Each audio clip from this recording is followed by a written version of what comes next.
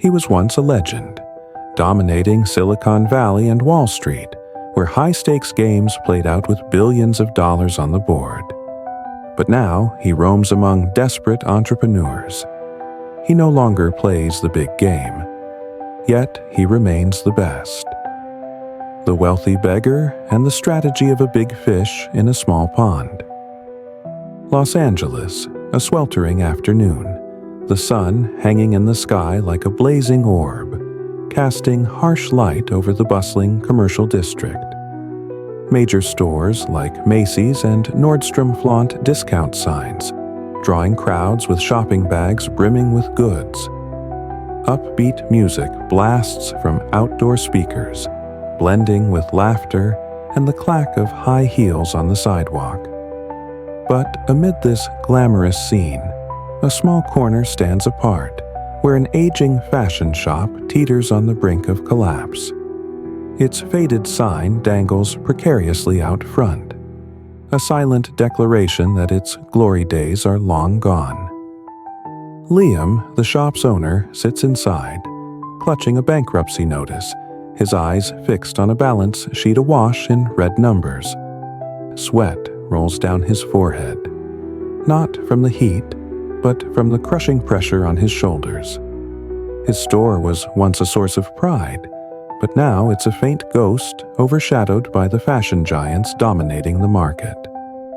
He sighs, his trembling hands gripping the paper tightly, as if wanting to tear apart this harsh reality. Then the glass door rattles, the wind chime tinkling faintly. The wealthy beggar steps in.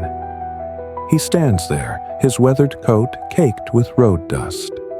But his eyes, sharp as a blade, deep as an ocean of wisdom, pierce through. He doesn't glance at the luxury brands outside, doesn't heed the rushing crowds.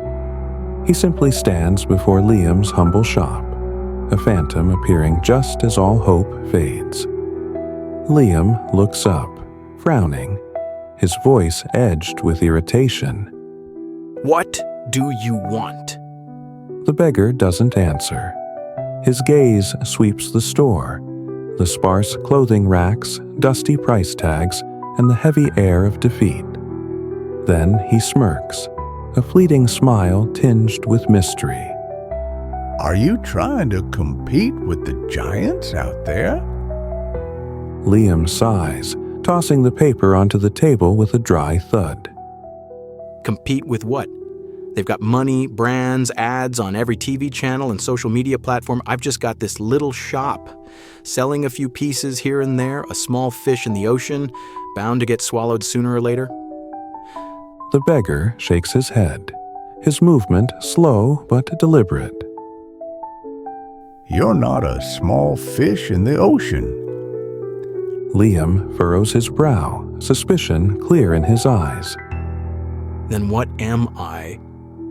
He smirks, a cold smile flashing like lightning in a storm. You're just swimming in the wrong pond. Liam crosses his arms, his tone thick with doubt and annoyance. What the hell are you babbling about? The beggar pulls over an old wooden chair and sits across from Liam. He rests a hand lightly on the table, his calm demeanor exuding an odd confidence. You're trying to sell to everyone, right?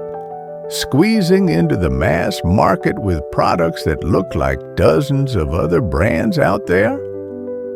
Liam nods, his voice laced with resignation. So, what else can I do? I have to sell what people need. He chuckles, the sound echoing in the quiet space. Not mockery, but a wake-up call. That's the classic mistake of small entrepreneurs. When you try to sell to everyone, you end up selling to no one. Liam clenches his fists, a spark of anger mixing with curiosity in his eyes. Then what am I supposed to do? The beggar leans forward, his gaze sharp as a blade, his voice dropping with weight, like a general about to reveal a decisive strategy. Do you know the big fish in a small pond strategy? Liam gives a faint, sarcastic laugh. All I know is I'm about to drown. Then listen closely. He pulls a short, worn pencil from his tattered coat and scribbles on the back of an old receipt lying on the table. Pick a niche market, a customer group small enough that the giants out there won't bother with it, but big enough for you to dominate. Liam frowns, his mind starting to race. What do you mean? The beggar leans back in the chair, his deep eyes locking onto Liam, his voice steady like a prophecy. Instead of selling generic fashion, target a segment the big brands can't dominate. A small niche where you can be king. Liam hesitates, his tone uncertain. A niche they can't dominate? He taps the table lightly, the rhythm like war drums. They don't care about customer groups that are too small or too specific, but those are your golden opportunities. Liam's interest peaks, his eyes brightening. Keep going. The beggar smiles, a cold glint flashing in his eyes like ice. Fashion for short people. Liam freezes, his mouth dropping open, speechless. The beggar continues, his voice even but compelling. Did you know over 12% of the U.S. population is under 5 feet 4 inches, and they struggle endlessly to find clothes that fit?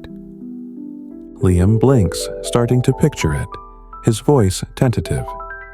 You mean create a fashion brand just for them? Not just a brand, an exclusive brand. Imagine a fashion store where short people don't have to worry about hemming pants or rolling up sleeves. A place where they can walk in and know everything fits perfectly. Liam mutters, his tone awestruck. But is this market big enough? The beggar shrugs, a faint smile signaling assurance. 12% of the U.S. population is over 40 million people. Serve just 1% of them, and you've got 400,000 potential customers. Liam's heart beats faster, hope flickering in his eyes. But the big brands have small sizes too, don't they? He laughs, the sound a gentle jab. Sure, but they don't build a brand for that group. They don't make short people feel welcomed or valued. Liam falls silent, his mind reeling with new possibilities. He looks around his rundown store, and for the first time, he sees all the mistakes he's made.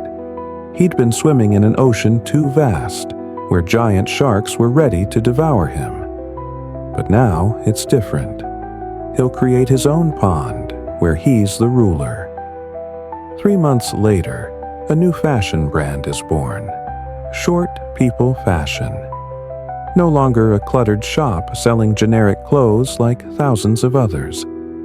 Now, every piece is designed for people under 5 feet 4 inches.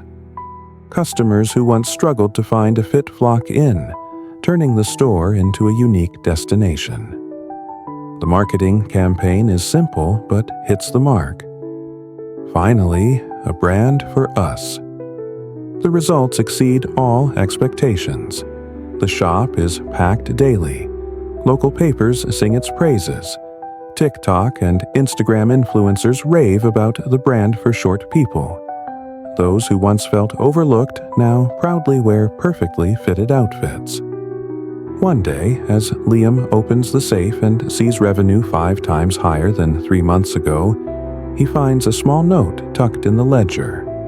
A single scrawled line in bold strokes carries a profound truth. People don't buy clothes. They buy the feeling of belonging.